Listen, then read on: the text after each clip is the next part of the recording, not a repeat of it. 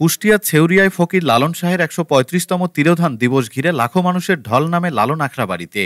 ৩ দিনের এই আয়োজনে ছিল আলোচনা, সঙ্গীত ও মেলা, কিন্তু এর মাঝেই সক্রিয় ছিল মোবাইল চোর আর জাল টাকার চক্র।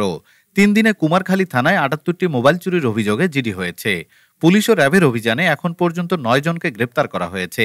চোরেরা এসেছে দেশের বিভিন্ন জেলা থেকে, সিরাজগঞ্জ, নেত্রকোনা, ময়মনসিংহ, গাইবান্ধা, পাবনা এবং মৌলভীবাজার থেকে।